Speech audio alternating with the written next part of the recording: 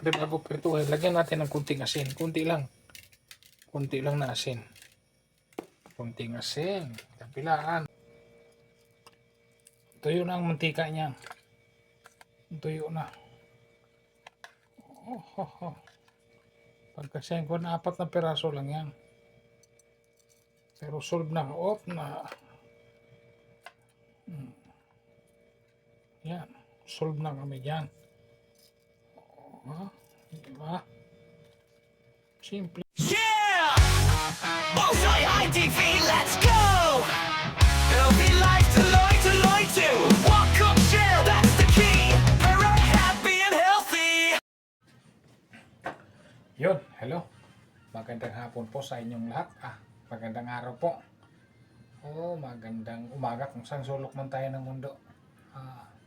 Luluto ngayon ng pritong isda. Simpleng ano lang to, simpleng ulam. Pritong isda. Pero pang ano na to, para na rin to sa healthy lifestyle, healthy food.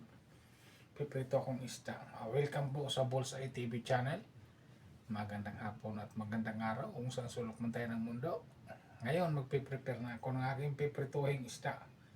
Kukunti lang to, pero pwede na pang ulam para sa aming pagkain.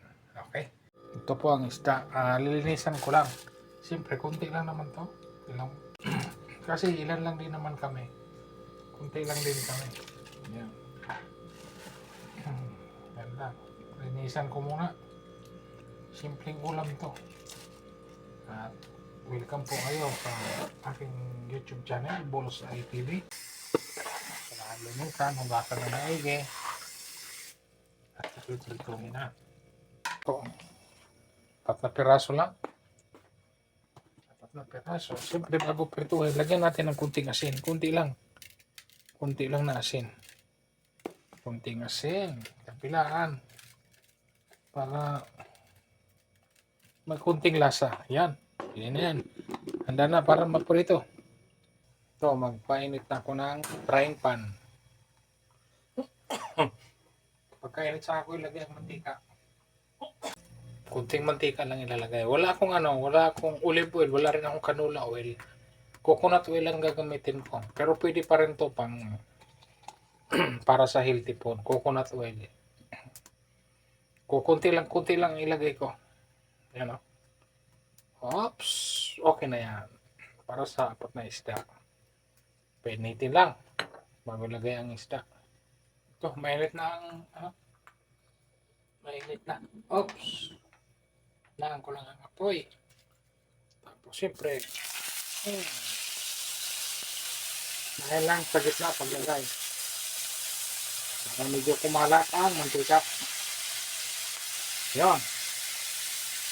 Kunti lang ang mantika niya na ilalagay para makiwas tayo sa sobrang dami.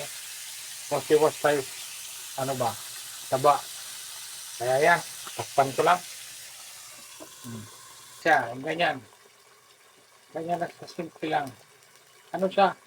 Mahina lang ang apoy para hindi siya masusunog agad at luto-luto ang isda. Maluluto talaga siya. Mahina lang ang apoy. Yan o. Simple lang ang apoy niya. Mahina lang o. Halos hindi makita. Ayan o. Ayan lang isda. Yan. Mahina lang. Mamaya na balik ta rin. Para hindi naman didikit yan kasi naman yan non-stick.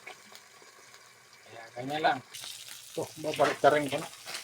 Yan. Hindi man lumilipit yan kasi non-stick. Ayan. Ayan yan o.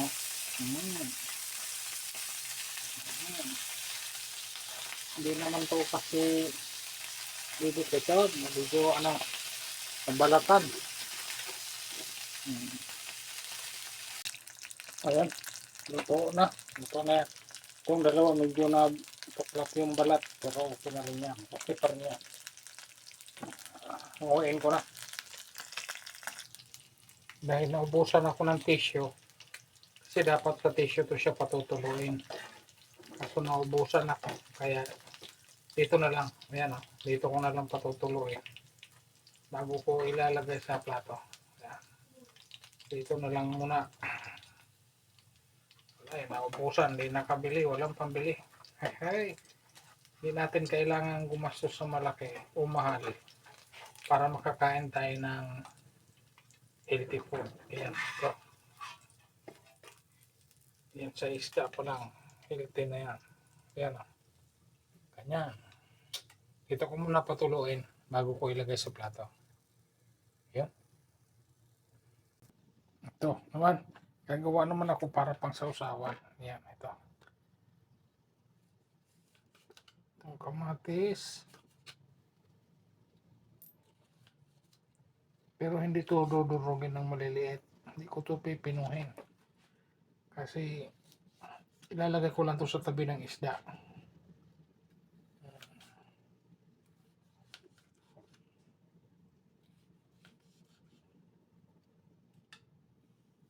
Yung kakain nila ang bahala dyan.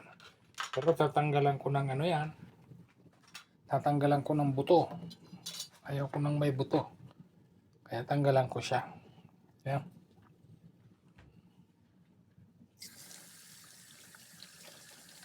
Kailangan malinis. Walang buto ang kamate. Ayan o. Ayaw ko ng may buto.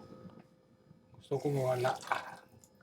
Ewan ko lang sa iba, pero ako ganyan ako kung gumawa. Simple lang, pero kailangan natin matanggalan ng buto. Kasi ang buto, dagdag asim din yan. Sibuyas.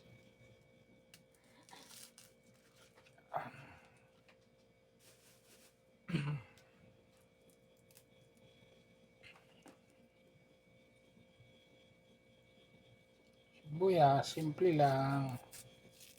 Kailangan lang natin ng may sibuyas at saka kamatis. Yan.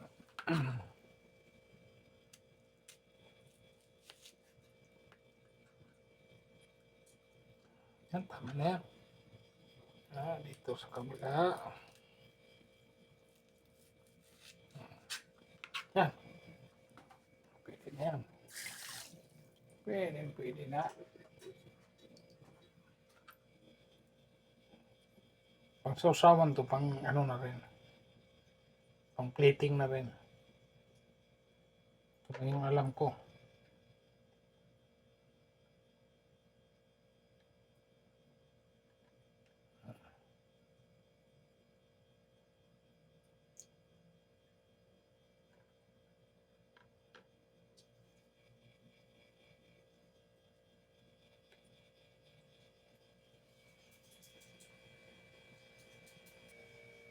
Itong isda, ano na to? Lagay ko na. Ayan o. Yan. Tuyo na ang mantika niya. Tuyo na. Pagkasayin ko na 4 na piraso lang yan. Pero solve na.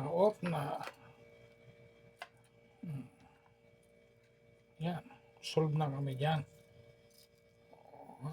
Diba? Simpleng ulam. Yan, pwede na. Ayan na. Simpleng ang ulam. Isda. Hindi, kahit wala tayong budget, kahit hindi kailangan natin ng mahal, gumastos ang mahal para kumain tayo ng healthy food. Yan. Ganyan lang kahit konti. Kahit konti sapat na. Ayun, hello. Tapos na po akong makaluto. Ganito lang po kasimple yung paggawa ng healthy food. Kaya maraming salamat po sa inyong panonood. Kita-kits po tayo sa sunod na video ng Bullseye TV channel. God bless po sa lahat.